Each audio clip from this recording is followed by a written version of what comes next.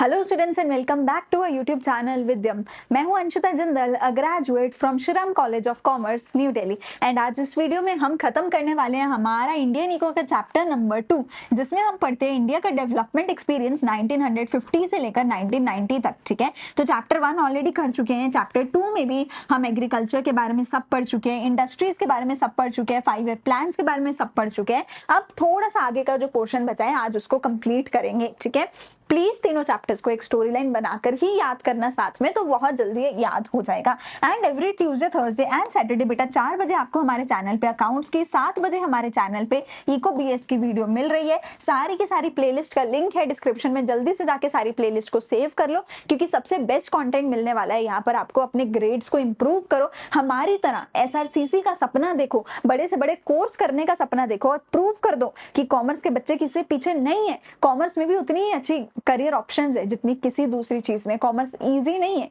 Commerce को underrate किया गया है। कॉमर्स में भी अगर अच्छे से पढ़ाई करोगे बहुत अच्छा पैसा कमाओगे। ठीक है, तो जल्दी से चैनल को, वीडियो को करते हैं स्टार्ट। ठीक है, चैनल तो चल ही रहा है हमारा। ठीक है, जल्दी से वीडियो को करते हैं स्टार्ट, इस उम्मीद से कि भैया तुम सब अच्छे से पढ़ोगे, अच्छा स्कोर लेके आओगे, हमारा नाम रोशन करोगे। तो जल्दी से करते हैं स्टार्ट आज की वीडियो को। तो मैंने ऑलरेडी एग्रीकल्चर के बारे में सब पढ़ाया था, लैंड रिफॉर्म्स क्या होते हैं, ग्रीन रेवोल्यूशन क्या थी। ठीक है, इंडस्ट्रियल सेक्टर के बारे में भी हमने पढ़ी है, इंडस्ट्रियल पॉलिसी रेजोल्यूशन के बारे में पढ़ा, लाइसेंसिंग के बारे में सब पढ़ लिया। आज हम पढ़ेंगे स्मॉल स्केल इंडस्ट्री के बारे में और आगे फॉरेन ट्रेड के बारे में पढ़ेंगे। देखो, स्मॉल स्केल इंडस्ट्रीज जो थी हमारी, इनका प्रोटेक्शन करना बहुत ज्यादा हमारी सरकार ने जरूरी समझा था। कुछ एक इंडस्ट्रीज होती है बड़ी बड़ी, जैसे कि अडानीज की हैं, अंबानीज की हैं, टाटास की हैं। कुछ एक ऐसी बड़ी बड़ी कंपनीज है जिसके बारे में आप हर रोज खबरों में कहीं ना कहीं सुनते रहते हो, जिनके शेयर्स भी हम लोग खरीदते हैं। ठीक है, ये जो बड़ी बड़ी कंपनीज है, इनके पास बहुत ज्यादा पैसा है, बहुत बड़ा डिस्ट्रीब्यूशन नेटवर्क है, पूरे देश भर में, कई तो पूरी दुनिया भर में फैले हुए हैं।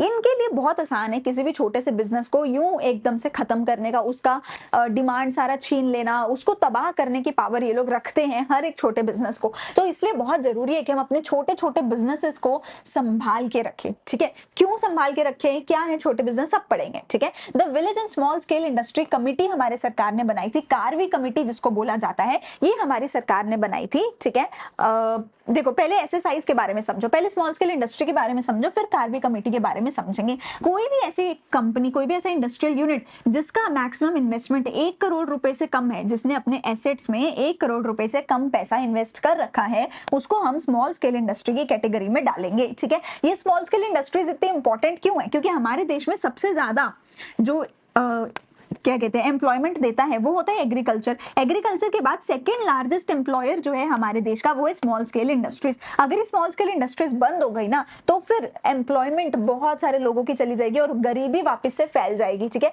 वो लोग जिनको नौकरी नहीं मिलती वो खुद का बिजनेस खोलते हैं, तो वो भी एम्प्लॉयड हो गए, वो अपने अंडर कई सारे लोगों को रखते हैं, तो कितनी एम्प्लॉयमेंट वो जनरेट करते हैं। तो small scale industries second largest employer है, विच इज वाई इतनी इंपॉर्टेंट है। ठीक है, स्मॉल स्केल इंडस्ट्री कौन सी है, जिसने अपने एसेट्स में 1 करोड़ से कम का इन्वेस्टमेंट करा है, वो स्मॉल स्केल इंडस्ट्री है। इनको प्रोटेक्ट करने के लिए सरकार ने क्या बनाई, कार्वी कमेटी बनाई। कार्वी कमेटी ने क्या रिकमेंड किया भैया कि हमें ग्रोथ करनी पड़ेगी स्मॉल स्केल इंडस्ट्रीज की। ठीक है, क्या क्या पर्पस था, रूरल डेवलपमेंट को प्रमोट करना और एम्प्लॉयमेंट और ज्यादा जनरेट करना।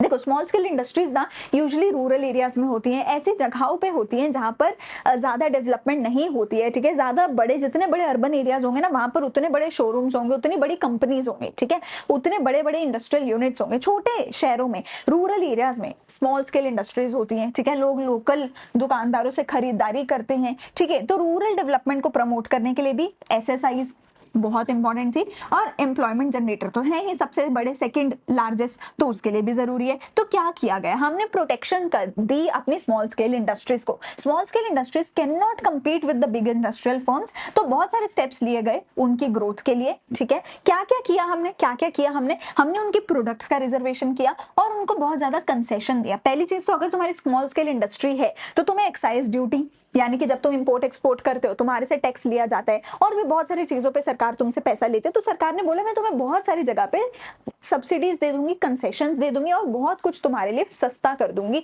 तो तुम अपना बिजनेस करो बिना किसी के डर से। ठीक है जी, एंड बैंक लोन्स भी उनको मिले एक बहुत सस्ते रेट पे, लोअर रेट ऑफ इंटरेस्ट पे। ठीक है, और ये सब कुछ करने के बाद जब स्मॉल स्केल इंडस्ट्रीज अपने प्रोडक्ट बनाएंगी, बना के बाजार में बेचेंगी, तो बाजार में उनके प्रोडक्ट्स के लिए रिजर्वेशन करी गई कि अगर बाजार में 100 रुपए के सामान या तुम कह लो कि अगर बाजार में 100 रुपए का सामान बिक रहा है तो फॉर एग्जाम्पल उसमें से 50 रुपए का सामान स्मॉल स्केल इंडस्ट्री से आया हुआ होना चाहिए, ठीक है ना। अगर तुम बाजार में इतना सामान बेच रहे हो तो उसमें से आधा सामान 60, 50, 40% सामान तुम्हें स्मॉल स्केल इंडस्ट्री से खरीदा हुआ होना चाहिए, ठीक है। रिजर्वेशन जैसे होता है ना कि कॉलेज में 40 सीटें इसके लिए, 50 सीटें उसके लिए, वही रिजर्वेशन थी स्मॉल स्केल इंडस्ट्रीज के लिए। Government reserved production of a number of products for the small scale industries, की बहुत सारे प्रोडक्ट्स जो है स्मॉल स्केल इंडस्ट्रीज ही बना सकती हैं, ठीक है ना। तो स्मॉल स्केल इंडस्ट्रीज को सरकार ने कंसेशन दिया और उनके लिए रिजर्वेशन दी। इससे क्या हुआ, हमारे जो स्मॉल स्केल इंडस्ट्रीज थी वो तबाह नहीं हुई, वरना फॉरेन के क्या कहते हैं कंपटीशन से, हमारे देश की बड़ी बड़ी इंडस्ट्रीज के कंपटीशन से ये तबाह हो सकती थी।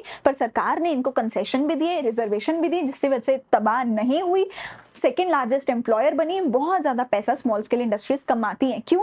क्योंकि बड़ी बड़ी तो 500, 1000 हो सकती है इंडस्ट्रीज, पर छोटे छोटे इंडस्ट्रीज ना लाखों में है, ठीक है। हर दूसरे घर में आजकल हमें देखने को मिलता है एक दुकानदार बैठा है, एक लाला जी, सेठ जी बैठे हैं। तो लाला, सेठ, दुकानदार, ये सब लोग स्मॉल स्केल इंडस्ट्रीज में ही आते हैं, ठीक है। और इनका एग्जिस्ट करना बहुत ज्यादा जरूरी है। तो इंडस्ट्री हो गया, एग्रीकल्चर सेक्टर हो गया। अब बात करते हैं फॉरेन ट्रेड सेक्टर के बारे में, फॉरेन ट्रेड पॉलिसी के बारे में, ठीक है जी। तो सरकार ने क्या किया, देखो मैं तुम्हें पहले भी बहुत बार बोला है कि जो चैप्टर 1 है उसका रिवर्स कर दो तो चैप्टर 2 बन जाएगा, उसका रिवर्स करेंगे तो चैप्टर 3 बन जाएगा। तो चैप्टर 1 में क्या क्या होता था फॉरेन ट्रेड पॉलिसी में, हम इंपोर्ट भी करते थे, हम एक्सपोर्ट भी करते थे, ठीक है। वो बात अलग है कि इंपोर्ट और एक्सपोर्ट किसके साथ करते थे, ब्रिटेन के साथ करते थे, रॉ मटेरियल एक्सपोर्ट करते थे, फिनिश गुड इंपोर्ट करते थे, पर हम इंपोर्ट भी करते थे, हम एक्सपोर्ट भी करते थे, हम पूरी दुनिया के साथ, हमारी जो इकोनॉमी एक तरीके से ओपन थी, ठीक है। अब हमने क्या कर दिया था, इकोनॉमी को एक तरीके से क्लोज ही कर दिया था। हम इंपोर्ट नहीं कर रहे थे, हम एक्सपोर्ट नहीं कर रहे थे। पहले क्या होता था, फॉरेन के लोग हमारे देश में आके बिजनेस कर पाते थे, अब हमने मना कर दिया, भाई कोई मेरे देश में नहीं आएगा, कोई मेरे देश में आके बिजनेस नहीं करेगा। मैं अपने देश के स्मॉल स्केल इंडस्ट्रीज को डेवलप करूंगा, उनको बोलूंगा तुम बिजनेस करो, उनके लिए मुझे कॉम्पिटिशन चाहिए ही नहीं, फॉरेन कॉम्पिटिशन मुझे चाहिए ही नहीं, ठीक है। मैं चाहता ही नहीं तुम बाहर से कुछ मंगवाओ, तुम बाहर कुछ भेजो, नहीं, अपने देश का पेट पालेंगे, अपने देश के लोगों को नौकरियां देंगे, उनके बिजनेस कराएंगे, ठीक है। तो हमने क्लोज कर दी थी काफी हद तक अपनी इकोनॉमी, हमने इंपोर्ट सब्स्टिट्यूशन करना शुरू कर दिया था। पहले हम बाहर से सामान इंपोर्ट करवाया करते थे, फिनिश गुड्स, फूड, काफी कुछ इंपोर्ट होता था, क्योंकि हमारी इंडस्ट्री तो तबाह कर दी थी ब्रिटिशर्स ने। अब हमने बोला बाहर से नहीं मंगाना कुछ भी, खुद बनाओ, खुद इंडस्ट्रीज लगाओ, खुद लोगों को एम्प्लॉयमेंट दो, खुद करो सब कुछ, बाहर से नहीं मंगवाएंगे हम, ठीक है, किसी पर डिपेंडेंट नहीं रहेंगे हम। तो foreign trade policy was inward, अपने अंदर झांको, बाहर मत झांको, अपने अंदर देखो कितनी कैपेबिलिटी है, उसको पूरा तरीके से बाहर लेके आओ। Made in India type of scheme हमने शुरू करी। इनवर्ड लुकिंग ट्रेड स्ट्रेटेजी थी भैया, जिसको इंपोर्ट सब्स्टिट्यूशन बोला। इंपोर्ट को सब्स्टिट्यूट करो और अपने देश में सामान बनाओ। Refers to policy of replacement और substitution of imports by the domestic product, ठीक है जी।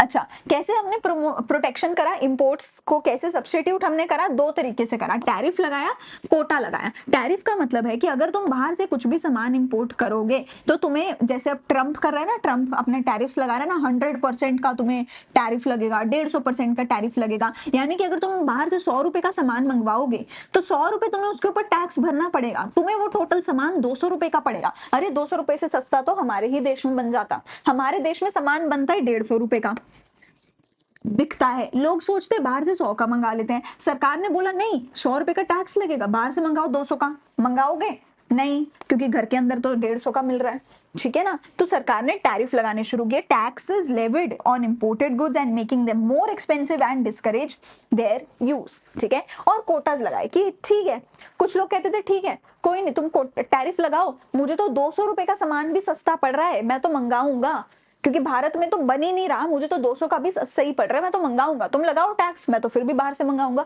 तो सरकार ने बोला मंगा ले बेटा, एक लिमिट से आगे मंगाया ना बैन कर देंगे, एक लिमिट से ज्यादा मंगा ही नहीं सकते, कोटा लगा दिया। Refers to fixing the maximum limit on the import, maximum limit लगा दी है on the imports of a commodity by the domestic producer, एक लिमिट से ज्यादा मंगा ही नहीं सकते। अगर मंगाओगे तो पैसा देना पड़ेगा, टैरिफ देना पड़ेगा, और टैरिफ देके भी अगर मंगा रहे हो तो मैक्सिमम लिमिट से आगे फिर भी नहीं मंगा सकते। तो इंपोर्ट सब्स्टिट्यूशन टैरिफ्स और कोटास के थ्रू हमने करी थी, ठीक है। क्यों करी थी? क्यों हमने इंपोर्ट सब्स्टिट्यूशन करी, क्यों टैरिफ लगाया, क्यों कोटा लगाया, ताकि हम फॉरेन कंपटीशन को अवॉइड कर सकें। देखो बाहर की जो कंपनियां है ना, चाइनीज कंपनियां हैं जैसे, वो सस्ते में सामान बनाती हैं, सस्ते में सारी दुनिया में बेचती हैं। अरे अगर हमारे देश में सामान, जैसे मैंने बोला हमारे देश में 150 का बिक रहा है सामान, बाहर से 100 रुपए का मिल रहा है, कोई नहीं सोचेगा कि हमारे देश के गरीब की मदद होगी। नहीं, लोग कहते हैं मैं भी गरीब हूं, मैं 100 रुपए का खरीदूंगा बाहर से, मैं क्यों 150 रुपए दूं अपने देश में। तो कॉम्पिटिशन था, ठीक है, सस्ती चीजें आ रही थी बाहर से, उससे कंपटीशन था, जिसकी वजह से हमारी स्मॉल स्केल इंडस्ट्री खत्म हो रही थी, हमारे देश की इंडस्ट्रीज खत्म हो रही थी। तो सरकार ने बोला कोई नहीं, हमें इनको कंपटीशन देना ही नहीं है, इनको आराम से चलने दो, आराम से बड़ा होने दो, आराम से इनको अपना करने दो काम, कोई बात नहीं, धीरे धीरे इनको डेवलप होने दो। एक बार ये डेवलप हो गए उसके बाद ही तो कम्पीट कर पाएंगे ना। बेचारे अभी छोटे बच्चे हैं, ठीक है, ये 25 साल का बंदा है, ये 5 साल का बच्चा है, ठीक है, ये इसके साथ पंजा लड़ाएगा तो ये बेचारा हारेगा ना। तो सरकार ने बोला कोई नहीं, इसको भी बड़ा होने दो, फिर पंजा लड़ा के देखना, फिर तुम्हें पीछे छोड़ेंगे। तो सरकार ने बोला मुझे कंपटीशन चाहिए नहीं। Industries of developing countries like India are not in a position to compete, ठीक है, ठीक है। तो फिर इस वजह से वो क्या कर रहे थे, कंपटीशन को खत्म करना चाहते थे। सेविंग फॉरेन एक्सचेंज, देखो हमारा फॉरेन एक्सचेंज बहुत इंपॉर्टेंट होता है। जब भी हम बाहर से कुछ सामान मंगवाते हैं तो हमें उसकी डॉलर में पेमेंट करनी पड़ती है। डॉलर में पेमेंट करने के लिए डॉलर होना भी तो जरूरी है। डॉलर ज्यादा होगा तो इंडिया की करेंसी स्ट्रांग होगी, डॉलर कम होगा तो इंडिया की करेंसी वीक होगी। और अगर तुम इंपोर्ट करते रहोगे तो डॉलर आएगा नहीं, डॉलर जाएगा और इंडिया की करेंसी वीक होती रहेगी। हमारे लिए लॉस का फायदा है वो, लॉस का सौदा है वो, तो वो मत करो अपने फॉरेन एक्सचेंज को, ठीक है। Risk of drain of foreign exchange reserves on import of luxury goods, लोग लग्जरी गुड्स मंगवाते थे, हमारा फॉरेन एक्सचेंज खत्म होता था, तो ये मत करो, इसलिए सरकार ने बंद करा था। With protection they will be able to compete in the due course of time, जब इनको प्रोटेक्शन मिलेगी तो ये धीरे धीरे कम्पीट करने लग जाएंगे। वही तो मैंने बोला, ये 25 साल का बंदा है, ये 5 साल का बच्चा है, कैसे पंजा लड़ाएगा। जिस दिन ये भी 25 साल का हो जाएगा उस दिन ये पंजा लड़ाएगा, उस दिन तुम्हें हराएगा। तो इनको थोड़ा सा बड़ा होने दो, ठीक है।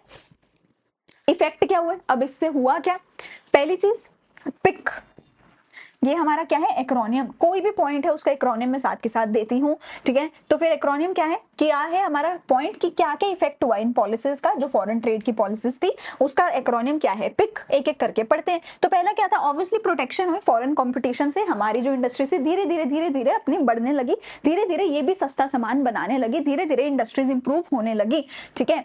Enable the development of local industries, जैसे कि ऑटोमोबाइल सेक्टर था, इलेक्ट्रॉनिक्स था, ये हमारे देश का ही इंप्रूव होने लगा क्योंकि कंपटीशन नहीं था। आई से क्या है, इंडस्ट्रीज डाइवर्सिफाई होने लगी, मतलब अब हम एक आधा चीज नहीं, अब हम हर तरीके की गुड्स खुद बना रहे थे। पहले तो सिर्फ कॉटन जूट कुछ एक चीजें ही बना रहे थे, अब तो इंजीनियरिंग गुड्स भी खुद बना रहे हैं, कंज्यूमर गुड्स भी खुद बना रहे हैं, अब सब कुछ खुद बना रहे हैं। पहले तो कोई एक दो चीजें खुद बनाते थे, बाकी बाहर से मंगाते थे। डाइवर्सिफिकेशन मतलब टाइप्स ऑफ प्रोडक्ट हम ज्यादा बनाने लग गए, टाइप्स ऑफ प्रोडक्ट्स ज्यादा बनाने लग गए थे, ठीक है, डाइवर्सिफाई हो गया था, ठीक है जी। कंट्रीब्यूशन इन जीडीपी भी हमारा जो इंडस्ट्रियल सेक्टर का था वो बढ़ने लग गया था। जैसे कि तुम यहाँ पर देख सकते हो कि हमारा जो इंडस्ट्रियल सेक्टर था इसका कंट्रीब्यूशन 13% से बढ़ के 24.6% हो गया था 1950 से 1990 के बीच में, which is a very very positive, very good thing, ठीक है। तो हमारा जो जीडीपी कंट्रीब्यूशन था इंडस्ट्रियल सेक्टर का वो बड़ा था, क्योंकि ऑब्वियसली इंडस्ट्रीज को तुमने क्या कहते हैं अपने देश के अंदर ग्रो होने दिया था, बाहर से कॉम्पिटिशन नहीं आया था, ठीक है। Key role in promoting of small scale industries, सरकार ने बहुत इंपॉर्टेंट रोल प्ले किया था स्मॉल स्केल इंडस्ट्रीज को इंप्रूव करने में, डेवलप करने में। और ये जो फॉरेन ट्रेड को बंद करना था, इंपोर्ट सब्स्टिट्यूशन था, इसकी वजह से स्मॉल स्केल इंडस्ट्रीज को और ज्यादा चांस मिल पाया था डेवलप होने का। इसकी वजह से जो स्मॉल स्केल इंडस्ट्रीज थी उनको बहुत ज्यादा और भी ज्यादा प्रोटेक्शन मिल पाई और वो ग्रो हो पाए, उन्होंने जनरेट करी एम्प्लॉयमेंट और वो अब इंप्रूव हो पा रहे थे, ठीक है जी। चलो अब लास्ट मेरे पास क्या आता है, conclusion. Agriculture sector, industrial sector, trade sector, तीनों का एक क्रिटिकल अप्रेजल देखते हैं, ठीक है, तीनों के साथ ही। तो एग्रीकल्चर सेक्टर में क्या हुआ, इंडिया सेल्फ सफिशिएंट बना फूड प्रोडक्शन में, क्योंकि ग्रीन रेवोल्यूशन आई। लैंड रिफॉर्म्स की वजह से अबॉलिशन ऑफ जमींदारी सिस्टम हो पाया। लैंड सीलिंग की वजह से कुछ एक जगहों पे जो अमीर और गरीब का भेदभाव था वो भी कम हो पाया, ऑल्दो बहुत ज्यादा सक्सेसफुल नहीं था लैंड सीलिंग, पर कुछ एक सक्सेस हमें मिला था। इंडस्ट्रियल सेक्टर में इंडस्ट्रीज को हमने डाइवर्सिफाई किया था, हम इंडस्ट्रियल पॉलिसी रेजोल्यूशन लेकर के आए थे। गवर्नमेंट ने बहुत ज्यादा रेगुलेशन करी थी जिसकी वजह से कुछ एक इंडस्ट्रियल ग्रोथ हमारी प्रिवेंट हुई थी, ज्यादा इंडस्ट्रियल ग्रोथ नहीं हो पाई थी। क्यों? क्योंकि प्राइवेट सेक्टर को तुम काम ही नहीं करने दे रहे हो। तुम कहते हो 17 इंडस्ट्रीज में तो सिर्फ मैं ही करूंगा, 12 इंडस्ट्रीज में गवर्नमेंट और प्राइवेट सेक्टर मिलकर करेंगे, बची हुई इंडस्ट्रीज में प्राइवेट सेक्टर कर सकता है लाइसेंस के साथ कर सकता है। लाइसेंस तुम देते नहीं हो, प्राइवेट सेक्टर काम कैसे करेगा? तो उस वजह से इंडस्ट्रियल ग्रोथ कम हुई थी, ठीक है। Many economist were dissatisfied with the performance of public sector enterprise. अब सरकारी सेक्टर को तो भैया एसी में बैठ के लंच टाइम की वेट करने के अलावा और आता ही क्या है? सरकारी सेक्टर तो यही करता है, तो सरकारी सेक्टर अच्छे से काम नहीं करता था, ठीक है ना, विच इज वाई हमारी इंडस्ट्रीज अच्छे से डेवलप नहीं हो पाई थी। ट्रेड सेक्टर में क्या था? इनवर्ड ओरिएंटेड थी हमारी जो पॉलिसी थी, जिसकी वजह से हमारा जो एक्सपोर्ट था वो भी नहीं हो पा रहा था। अरे तुम्हें बाहर से सामान मंगवाना नहीं है, बाहर सामान भेजो तो, ठीक है ना। तुम सोचो वो अभी लोग सिर्फ 100 यूनिट प्रोड्यूस कर रहे हैं, क्यों? क्योंकि डिमांड ही 100 यूनिट की है। अगर तुम एक्सपोर्ट करना ओपन कर दो तो लोगों को फॉरेन डिमांड भी मिलेगी, तो लोग 100 की जगह 1000 यूनिट बनाएंगे, उल्टा हमारे देश में पैसा आएगा। पर सरकार ने इंपोर्ट के साथ साथ एक्सपोर्ट भी बंद कर दिया था, ठीक है ना, तो वो भी बहुत बड़ी दिक्कत थी। Domestic producers were protected against foreign competition in order to get self reliance. हाँ, सेल्फ रिलायंस मिला था हमारे देश को, क्योंकि अब हम बाहर से सामान नहीं मंगवा रहे थे, अपने देश में बना रहे थे, तो एक पॉजिटिव चीज तो थी, ठीक है। Did not give them the incentive to improve the quality of the goods. पर लोगों को इस चीज का इंसेंटिव नहीं दिया कि भैया तुम क्वालिटी ऑफ गुड्स भी इंप्रूव करो, ठीक है। तो ओवरऑल ये कंक्लूजन था हमारे एग्रीकल्चर, इंडस्ट्रियल और फॉरेन ट्रेड सेक्टर का। एग्रीकल्चर में ग्रीन रेवोल्यूशन वगैरह की वजह से काफी चीजें इंप्रूव हुई थी, पर लैंड सीलिंग अच्छे से नहीं हुई, एबोल्यूशन ऑफ इंटरमीडिएट अच्छे से नहीं हुआ। इंडस्ट्रियल सेक्टर में प्राइवेट सेक्टर को घुसने नहीं दिया, विच इज वाई काफी प्रॉब्लम्स वहां भी हुई। सरकारी सेक्टर अच्छे से काम कर नहीं पाता था, ठीक है। और फॉरेन ट्रेड में भी हमने इंपोर्ट एक्सपोर्ट बंद कर दिया था, विच इज वाई कुछ एक अच्छी चीजें भी हुई कि हमारी स्मॉल स्केल इंडस्ट्रीज प्रोटेक्ट हुई। पर स्टिल स्मॉल स्केल इंडस्ट्रीज को तुम काम तो वैसे ही नहीं करने दे रहे हो, है ना, उनको तुम लाइसेंस नहीं दे रहे हो, बाहर वालों को तुम आने नहीं दे रहे हो भैया। काफी ज्यादा यहाँ पे प्रॉब्लम्स हो गई थी, विच इज वाई 1991 में हम एक बहुत बुरी हालत में आ गए थे।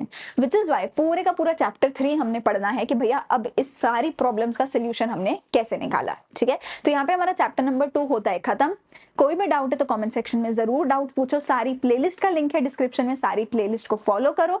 सारे चैप्टर्स, हर एक टॉपिक की वीडियो लगातार आ रही है। अगर कुछ अच्छा या बुरा लगे कमेंट सेक्शन में जरूर बताओ। लाइक शेयर सब्सक्राइब जरूर करके जाओ। मिलते हैं अगली वीडियो में चैप्टर नंबर 3 के साथ।